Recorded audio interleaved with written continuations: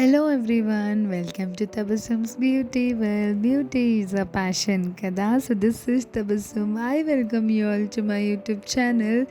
ఈరోజు నేను ఆంధ్ర స్టైల్ కారపొడి రెసిపీ చూపిస్తున్నానండి. కాబట్టి నేను తెలుగులో వాయిస్ ఓవర్ ఇస్తున్నాను. ఇంగ్రీడియంట్స్ లిస్ట్ చూసేద్దాం రండి. ఫస్ట్ కరివేపాకు అండి, ఒక 100 గ్రామ్స్ తీసుకుందాము. తర్వాత వెల్లుల్లి రెబ్బలండి ఒక 15 గ్రామ్స్. తర్వాత ఎండుమిర్చి ఒక 50 గ్రామ్స్, ధనియాలు ఒక 50 గ్రామ్స్, జీలకర్ర అది మీ ఇష్టం అండి, 30 to 40 గ్రామ్స్ తీసుకోవచ్చు. తర్వాత పొట్టు తీయని మినపప్పు ఒక 20 గ్రామ్స్, తర్వాత శనగపప్పు ఒక 20 గ్రామ్స్, దాని తర్వాత పెప్పర్ ఒక 5 గ్రామ్స్ అండి. ఇవి ఇంగ్రీడియంట్స్. ఫస్ట్ ఇది కొంచెం ఒక 5 మినిట్స్ మీరు ఎండలో పెట్టుకుని అప్పుడు ఫ్రై చేసుకుంటే కొంచెం దీని షెల్ఫ్ లైఫ్ అనేది పెరుగుతుందండి. చూడండి, ఫస్ట్ ఒక ప్యాన్ తీసుకుందాం. అందులో ఒక స్పూన్ ఆయిల్ వేసుకోండి చాలు.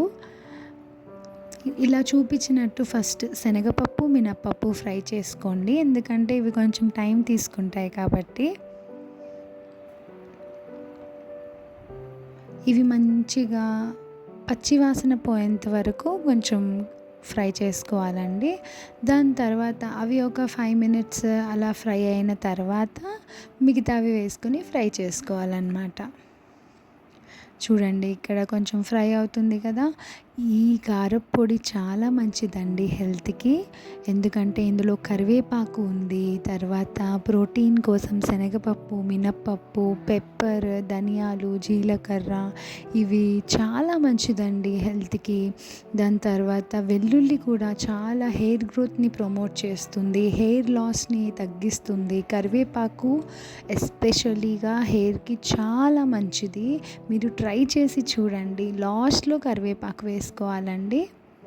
ఇలా కరివేపాకు కూడా మంచిగా క్రిస్పీ అయ్యే వరకు మంచిగా వేయించుకోవాలి. వేయించుకుని అప్పుడు ఫ్లేమ్ని ఆఫ్ చేసుకోవాలండి. ఒక 10-15 మినిట్స్ తర్వాత చల్లారిపోతుంది. అప్పుడు మాత్రమే కొంచెం ఉప్పు, దాని తర్వాత వెల్లుల్లి రెబ్బలు వేసి, పచ్చి వెల్లుల్లి, వెల్లుల్లి వేయించకూడదు, అవి వేసుకుని మంచిగా మిక్సీ పట్టుకోవాలి. మిక్సీ పట్టిన తర్వాత గుమగుమలాడే కారపొడి రెడీ అండి. ఇది చాలా టేస్టీగా ఉంటుంది. దోశల్లోకి కానీ ఇడ్లీలోకి కానీ చాలా బాగుంటుందండి. అందరూ ట్రై చేసి నాకు ఎలా ఉందో చెప్పండి. Thank you for watching. Subscribe చేయండి.